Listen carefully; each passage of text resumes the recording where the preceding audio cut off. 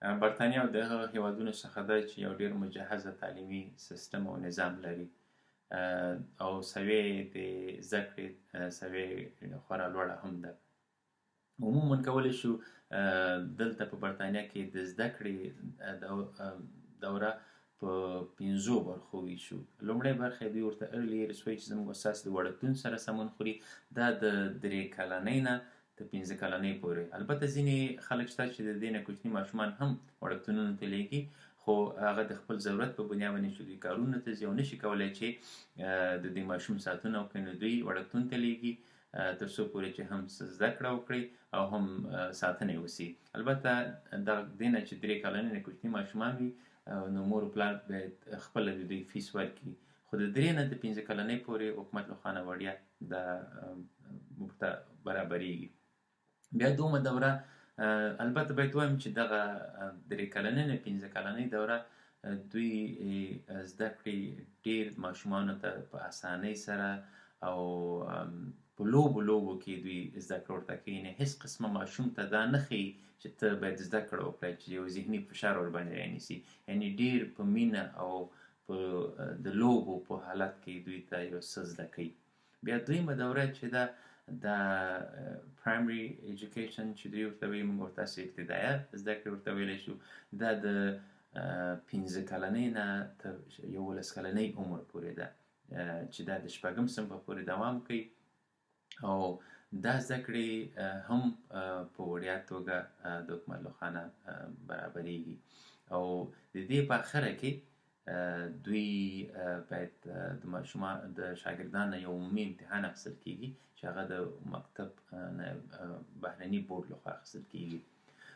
باید ووایم چې دغه دوره کې هم دوی ماشوم باندې ډېر زیات فشار نه راولي د پرایمري ابتدایي دورې په دوران کې. او د ساینس او حساب او دې شیانو علاوه دوی ماشومانو ته د سپورټس او ډراما، میوزیک، بعضې نور شیونه دي چې دا شیونه ورته هم ښیي، پخلی او ځینې هغه شیان چې ماشوم ته په عام ژوند کې ګټه اخیستلی شي.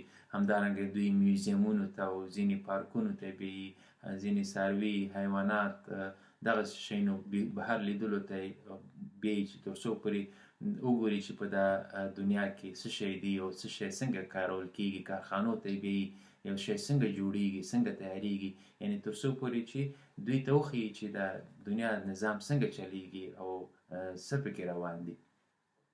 نو دا په 11 کلنۍ سره دا دوره پای ته رسیږي.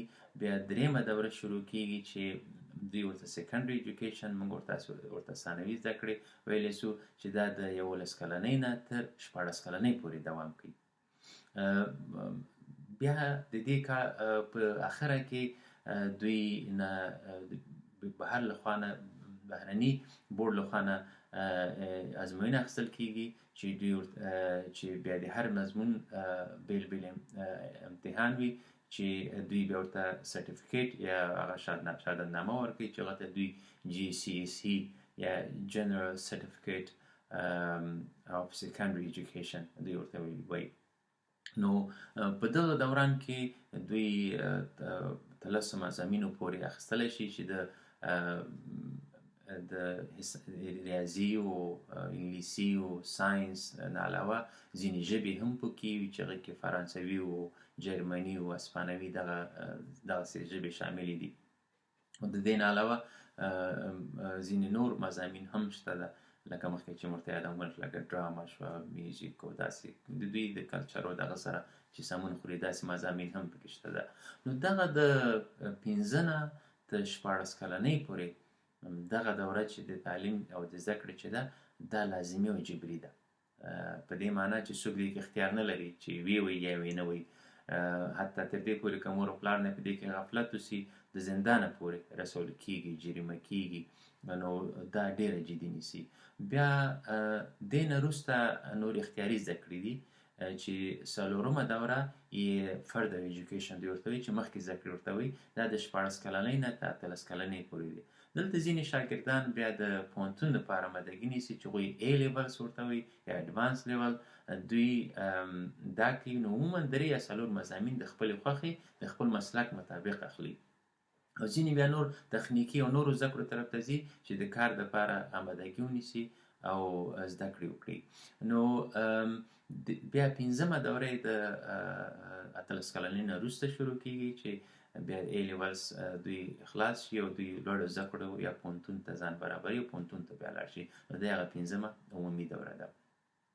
باید ووایم چې په برطانیه کې دغه د تعلیم تر دغه حده پورې دا د حکومت لخوا نه په وړیا توګه برابریږي او د دې نه وروسته بیا پوهنتون ته ځي چې د هغې لپاره بیا بېل شرایط دي، ګرانټ او د فیس او نورې معاملې بیا شروع کېږي.